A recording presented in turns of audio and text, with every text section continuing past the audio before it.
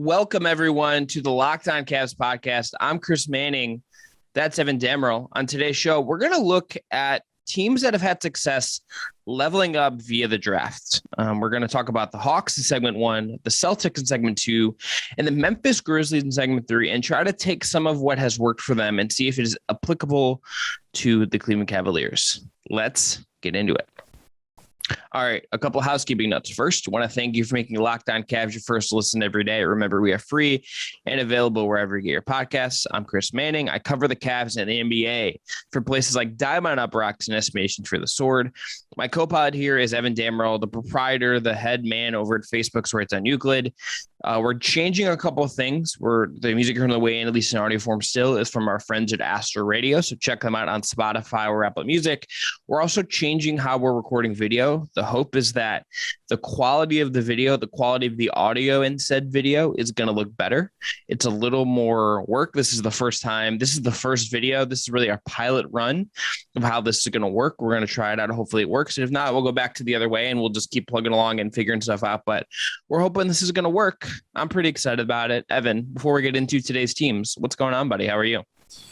I'm stoked to the max about this new template because after some slight adjustments, I don't look like I'm from My Chemical Romance, but I'm okay, man. This is I'm recording from the void just because it's the middle of the day, so natural lighting is always good for my pale complexion. But this is the last episode in this area, so new office setup coming soon. Kind of a sad. It's the end of an era, but the beginning of a new one. But I'm all right. It's Friday. Hope you got me something good for Father's Day as your stepdad, but yeah, how are you? I didn't get you anything for Father's Day. I got my real dad actual gifts, but you're gonna make your mom sad, Chris. That's all I'm gonna say. Okay, so let's talk about the first team we're gonna touch on today. That is the Atlanta Hawks.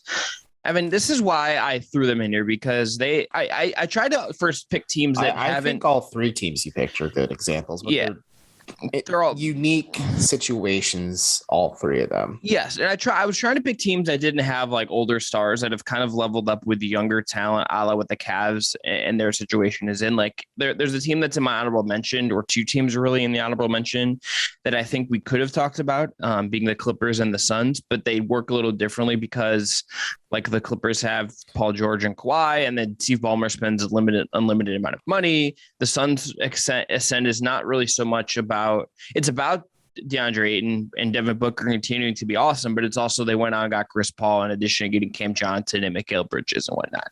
The Hawks, to me, were the first team to start with for a couple of reasons. Number one, they get Trae Young in 2018, so it's a similar timeline to where the Cavs have sort of ended up at. They get Kevin Huerter in that same draft. They get Cam Reddish in the next year.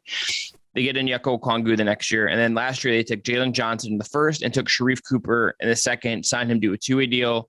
They also got DeAndre Hunter, who they got on draft night via trade. They obviously could have got Luka, but they went with Trae, and that other pick became Cam Reddish, who is now a Knick.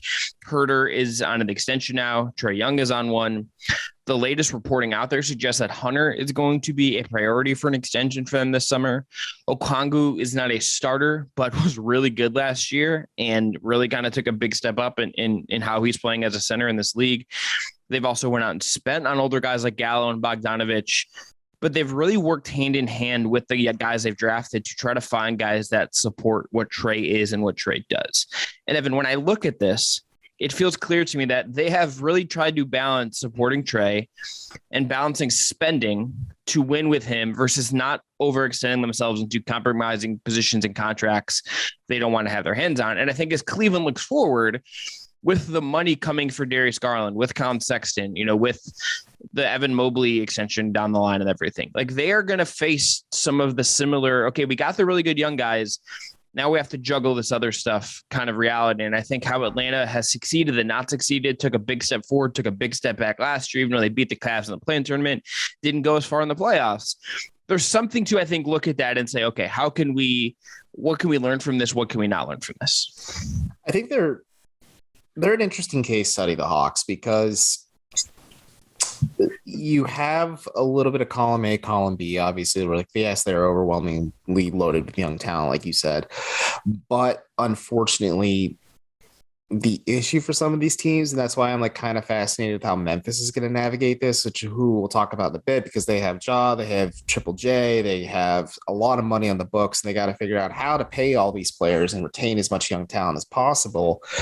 And you look at a team like Atlanta, they're kind of facing maybe not the consequences of their actions, but just like the outcome of how they built this team out a little bit and how they kind of maybe accelerated the rebuild a little bit by going out and getting some of the older stars, whether it's Capella is a little younger, but he's paid at this point. So you get Capella, you get Bogdanovich, you get others as well. And then you kind of just realize like, shit, we still have to pay Cam Reddish. They have to pay Kevin Huerter. They have to obviously pay Trae Young the supermax, and they have to like pay all these players, and they have to kind of say like, okay, we have to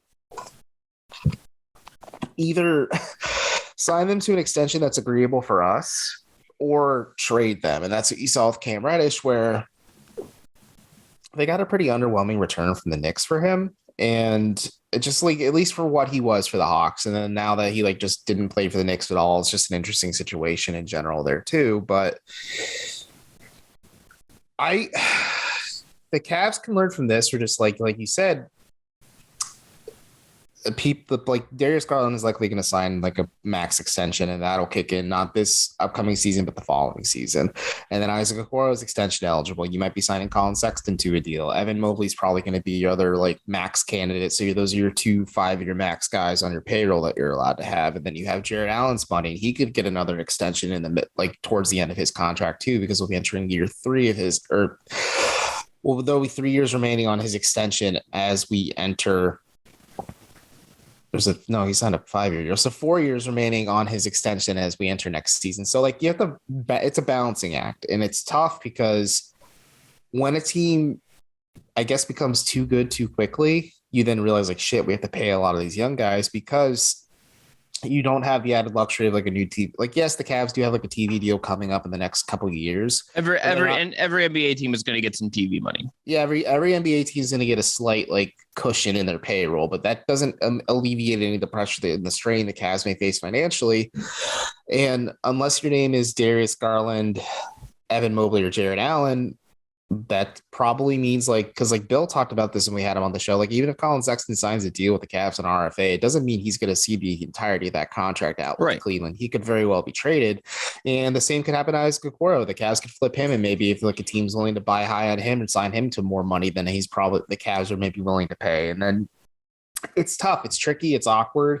You see a little bit of it in the past, like when Tristan Thompson's extension talks kind of broke down with Cleveland and he ended up signing with Boston. Like there's going to be a limit to the Cavs are willing to pay for some of these role players and maybe high upside players that support your like main cast. And that's where it just gets tricky. And that's where like Atlanta's fascinating. I think Memphis is going to be interesting navigating this too. And then Boston's kind of has it figured out, but they have like, we'll talk about that. Let's save them. Let's just zero in on Atlanta here. So Atlanta, the other thing they're interested to me about is they are tying in contracts at a time when they will have decisions to make, like Clint Capella will be a UFA. He's a UFA after next season. He'll be 29. Do you have his replacement in Handon Okongwu? He's a different kind of player, but do you move on from the 29-year-old, or do you kind of try to manage that as a thing going forward? You have Gallo. That's kind of why they're going Rudy Gobert hunting.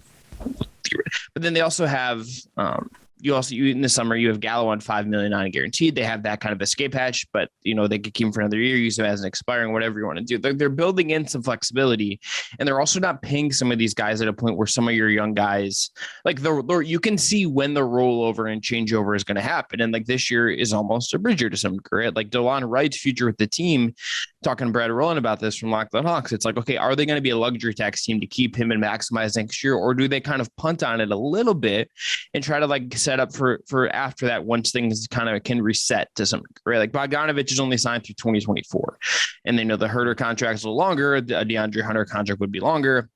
Then it's also clear that they put guys in the G League, and it's like Sharif Cooper, we'll see how he turns out, but like he was a 2-way guy. And there was some people that thought he might have been a first round pick at a time last year. Jalen Johnson, who they took, spent a bunch of time in the G League. They still have irons in the fire as they're kind of spending on this stuff. And I think that's the way you kind of have to do it. I think you can, if you're them and Cleveland's looking at this and saying, okay, we're not going to have unlimited money. We have to have contingency plans for this 2 years from now. And that's not always easy to manage. The squad building is really hard to do in the NBA, but I think they're an example of like how you have to at least try to do it. And that can get really complicated. I think that's baked into what we're seeing with Atlanta, but I think it's part of what you have to do if you're in a market like Cleveland, a market like Atlanta, and they're trying to do a kind of certain thing. Evan, do you have any final Atlanta thoughts before we go into break here? I think it's something we've been stressing for a while, but the Cleveland has at least like one legitimate second round pick. You mentioned Sharif Cooper as like an example. It's a guy who I was high on in last year's draft, and the Cavs found a way to maybe nab him and like develop him like the Hawks did with their G League squad. And hopefully he becomes maybe your answer, because like you said, like Brad was talking about, do the Hawks want to become a luxury tax team for DeLon Wright? Well, if Sharif Cooper leveled up enough in the G League, do you feel comfortable letting him be Trae Young's backup and letting DeLon Wright walk? The Cavs kind of need avenues like that where they can get cost-controlled depth pieces, and something we've talked about for a while too. And you want guys that are comfortable with the system, and I think that's something else the Cavs need to do, and they have an opportunity early-ish in the second round of the next week's draft. Well, it's like Nemhard from Gonzaga. Like if they don't want to go spend big money on a backup point guard, and like they want to spend money other places or conserve money or whatever, like that's the kind of guy you could look at and say, okay, this makes some sense. All right. After the break, though, we're going to talk about the Boston Celtics, who are an organization that I think like made some mistakes along the way, and then obviously they lost in the finals last night on Thursday, but they made the finals, and like you would take that 10 out of 10 times as a season. But first, going to tell everyone about our friends at BetOnline. BetOnline is your number one source for your betting stats and sports info this season and all seasons, really. Find all the latest sports developments, news, odds, including the NHL Finals, Major League Baseball, and of course, all the latest fighting news from MMA to UFC and boxing. BetOnline is your continued source for all your sports wagering information, including live betting, esports, and more. For instance, if you want to bet on a specific draft prospect and where they'll be drafted, you can do that. Dyson Daniels, for instance, is minus 130 to be picked over 7.5, so later than 7.5, versus minus 110 and be picked before 7.5. Johnny Davis, another possible Cavalier, is minus 130 to be picked over 11.5, and a minus 110 favorite in his odds to be picked under 11.5. And Malachi Branham, another possible Cav here, here's a theme, is over 14.5, is at minus 120, and is also minus 120 for under 4.5. So even odds there for Brandon. Head to the website today or use your mobile device to learn more about the trends in action. BetOnline, that's where the game starts. All right, back with you here on the Locked On Cast podcast. So, Evan, the weird thing about the Boston Celtics is that obviously a lot did not go to plan. And this is why I think they're interesting to talk about. They got the Jays, right? They tried the Kyrie Irving thing, tried Anthony Davis hunt, didn't work out. The Isaiah Thomas era ended how it did, and they pivoted to Kyrie. Then they tried Kemba Walker. That didn't work out. They had Horford, then brought him back via trading Kemba Walker's contract to the Thunder. They've had different head coaches. But really, they have figured stuff out as they've gone along, in part because they got the two really good young guys in Tatum and Brown, who are still very young. Let us remember. They get Robert Williams in 2018, and they let him kind of grow in season, and they get Grant Williams in 2019. You could say Peyton Pritchard, it's to some degree from the 2020 class helped as well, although I think are definitely not as much. And look, there's still some misses in that. Romeo Langford at 14 in 2019. Aaron Nesmith so far based on 2020. They traded away Desmond Bane for a future pick, which has not aged well. That's a big miss. I was going to say the Romeo Langford one got them Derek White, so I'll kind of put an asterisk next to that. Yeah, but it's like also like you missed Desmond Bane, which is tough. But they've hit that one's tough. Like yeah. And look, they have hit more than they've not, arguably. There's lots of bites of the apple. I think I look at them and say, okay, you get the young guys. That's the hardest part. You did that. From there, I think it's picks matter. I think it's, I can't speak to all of this in terms of its seriousness internally. They've put some real lip service, though, in terms of their G League, the main red clause mattering to them. My point is that, like, this all matters, and this is hard, and this can take, like, longer than you think it might. Just because, like, you get really good young guys. Like, a Tatum is a top 5-7 guy. Like, he's that good. Brown's really, really good. it takes time, it takes luck, and like sometimes it's just going to play out differently, like, and not in a linear fashion. I think that's worth remembering as we look ahead to where the Cavs are going. No, it definitely is worth remembering and just like keeping in mind, because I think there's a lot of Cavs fans who maintain the mentality. At least I kind of had it at first when LeBron first left, where you just completely tear this thing down, and you like trade Kevin Love, you trade Tristan Thompson, you trade like pretty much every veteran and every key piece, and the Cavs did offload some of that. They got rid of George Hill, they got rid of Kyle Korver, they exiled J.R. Smith more or less. So like they acquired assets because the chest was barren after LeBron first left. And a lot of people have that mentality. They're like, well, you need as many bites of the apple as possible. You need to grab as many young guys as possible. And I think Boston is an interesting way to navigate it, because yes, like you said, there were some misses, but there are a lot of hits. I think hitting on Jason Tatum and Jaylen Brown like that, and like that being like your star duo, and then like having Marcus Smart as well, just being like your culture guy, and just kind of maybe being like the third banana in your big three as well, definitely helps too.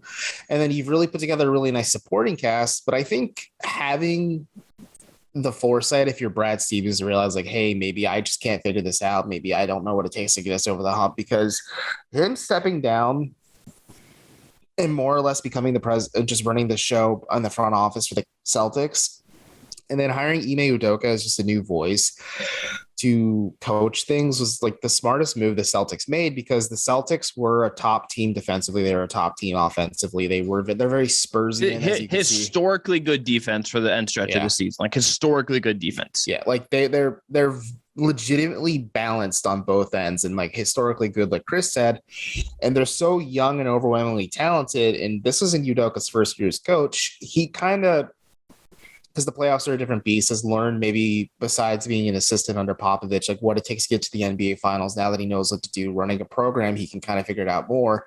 This is setting Boston up really nicely. And I think having the foresight to do that was one of the biggest steps as of late for the Celtics.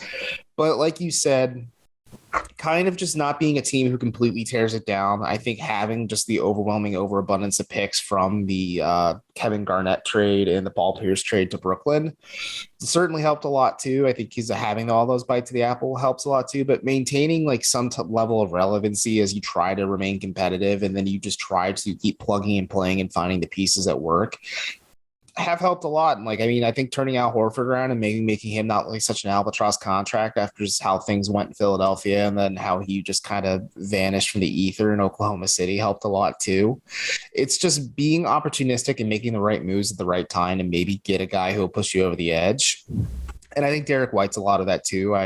Miran Fader's piece on the Derek White trade, and how like he was hurt, San Antonio didn't want him, but then like you could clearly see from the Boston side of things, like the Celtics, especially Udoka, who coached him in San Antonio, like really vouched to get him, like making those moves and pulling the trigger at the right time to get those connector pieces, as you say, Chris, is also key too. And I think that's also just another thing where, like, again, if you are Garland, Allen, or Mobley, you're safe. But if you're any of these other guys, you could be used in a trade to go get one of those players that, if the Cavs believe this is a dude that can take us from where we're at to where we need to be, that's where you're at. And I think Boston's a good example of that, because you can grow these guys on your rookie scale contracts and have them be contributing pieces, especially Grant Williams and Robert Williams. But having the foresight to, like you say, okay, the Romeo Langford trade was or the acquisition of Romeo Langford was a bust, and they were able to flip him into a very positive role player in Derek White. Like, that's a win. And like, I think having that foresight and wherewithal and just having your finger on the pulse of your team is a really good thing to have if you're an executive or just an organization in general, in Brad Stevens' case. Yeah, well, I think even like kind of beyond that, it's like look at them the way they've drafted. It's like they got the two guys that they know form their identity. I think this is where it's illustrative to me.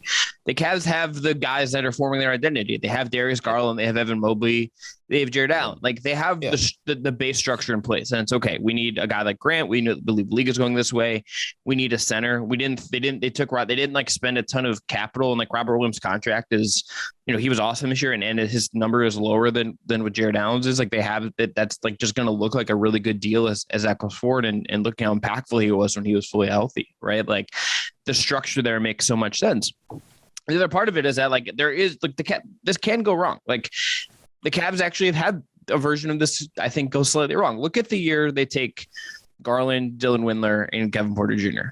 You look at that draft class. I'm saying that this can just not work, right? Like, and the process can go a certain way, and it just sometimes doesn't work for whatever reason. That draft class, you look at it and you say, okay, we got Darius Garland. That's our top high-end talent. We look at Dylan Windler. This is the kind of wing we think we need in the NBA to fit our roster and provide us something. It hasn't really worked out. It just hasn't. And maybe he has a great year next year, whatever. It just hasn't worked out. Kevin Porter Jr. showed so many flashes to a point where like his ceiling looked really, really high. It is obviously a lot of things have changed, and that is not really the case anymore. And what he's going to be in Houston is probably a little bit unclear, right? There's just like a lot that can happen in context matters and how things just play out in front of you matter.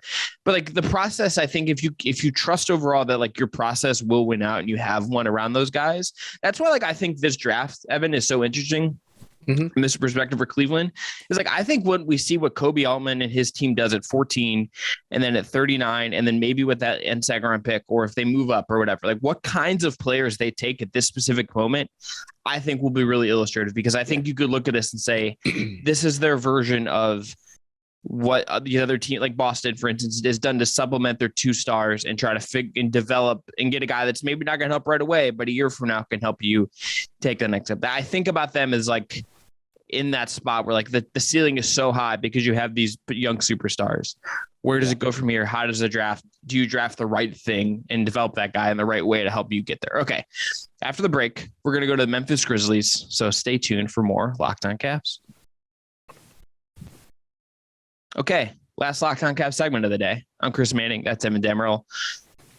Evan, the Grizzlies, I think, are probably the darling in the space of building through the draft in recent years. Would you say that's fair? Oh, no, absolutely. I think they are like draft Twitter nerds, NBA analytics fans. Like they are the amalgamation of just like people that are a little too online when it comes to the team building process. But they're fun. They're a fun team. I've always said I envy their situation just because of the overwhelming overabundance of young talent they have. And I'm just, again, fascinated to see how they navigate this, because you're starting to see some of the cracks and some of the issues of having to pay a lot of your top end talent that are under rookie skill contracts, all while your complementary and supplementary connector pieces and role players are also becoming contract extension eligible. Now you have to kind of navigate this and try and keep as much of this as you can, or maybe supplant this and find replacements through other avenues. And just with how well Memphis is drafted and how well they develop talent, I feel comfortable in saying that I think they'll be all right if they lose like a player or 2 or 3 this offseason, because of just how expensive their payroll will be. Yeah, the payroll thing is a question, but let's just look at how they've added guys and where that sets them up, because there will be a pivot, but the Cavs will face a pivot. Like that's just how that's the nature of team building in sports, right? They get John Moran in 2019. That is obviously the catalyst that makes that all go.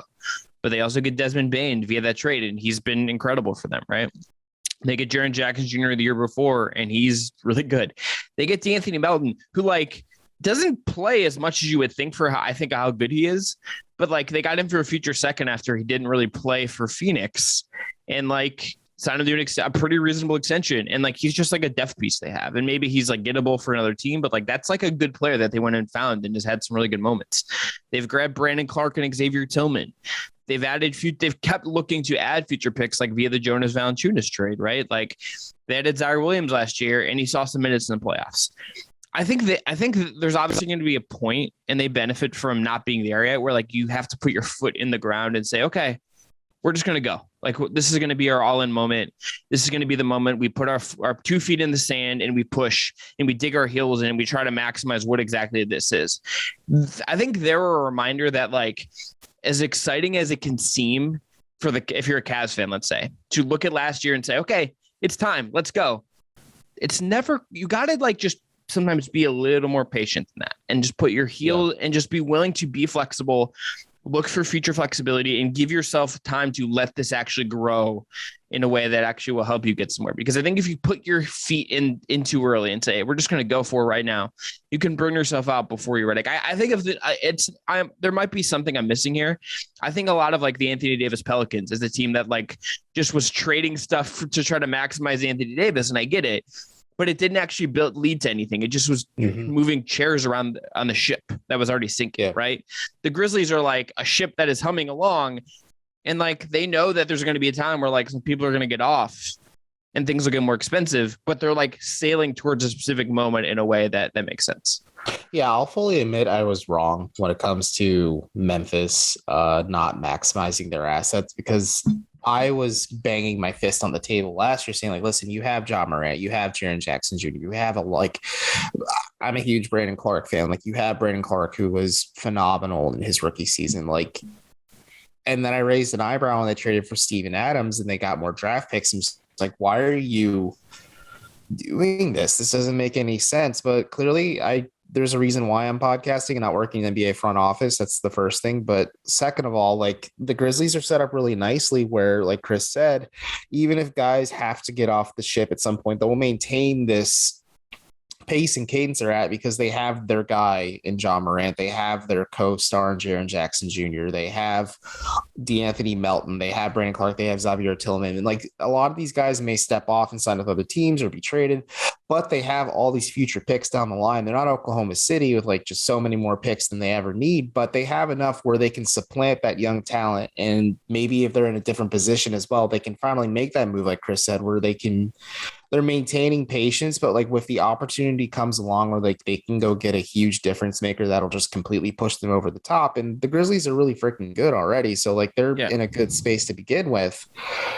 So that opportunity could be coming sooner instead of later if something does just go awry in the league. But they're in an interesting spot where even if they do lose a player or two because they can't afford it, they're able to supplant it to an extent because they have so many draft picks, so they can always go out and either go trade for a player that they could use to alleviate the loss of a different player, or just draft them with their draft picks too. Like, it's an interesting situation. I think the Grizzlies are kind of the new model. I know a lot of people would talk about back in the day, like the Oklahoma City model, where the Thunder were just very bad for a couple of years when they first moved to OKC. Granted, they had Kevin Durant and Russell Westbrook when they came there from Seattle, but they got James Harden, they got Serge Ibaka. Like, Sam Presti drafted 3 future MVPs, and then Serge Ibaka, who was like almost a Defensive Player of the Year candidate before his back started failing him a little bit. But it's just an interesting situation, the way some teams operate. And I think the Grizzlies are going to be like the new case study if you're a non-glamour market or a smaller market team, because let's be frank, Memphis isn't exactly like where every player's signing up, but they're young, they're fun, they're overwhelmingly loaded with depth. Like, if you were a veteran, I think that'd be a more desirable destination. And then if you like look at the Cavs, you could make a similar argument for them too, because they're winning now, and now like the expectations to make the playoffs. But Cleveland can kind of use it as like a negotiation tactic to say, like, listen, let's say your options are Detroit and Cleveland. You'd probably rather sign with Cleveland at that point for less money if you want to win, or you can go sign for more money and play for the Pistons if your two options are two Midwest cities. But like, it's interesting stuff.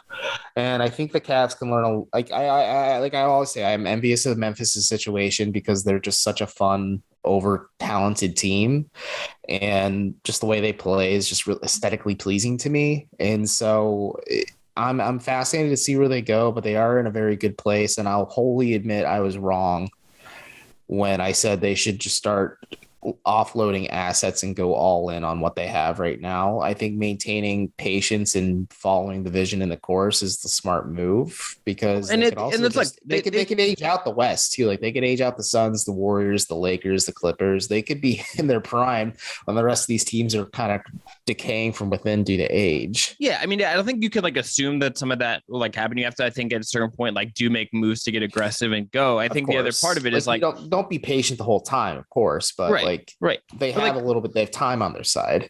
They also, remember, they traded for Justice Winslow, and it's like that trade hasn't affected their trajectory. That was a trade that did not work out. He is not on the team anymore. They traded a first-round pick for Justice Winslow.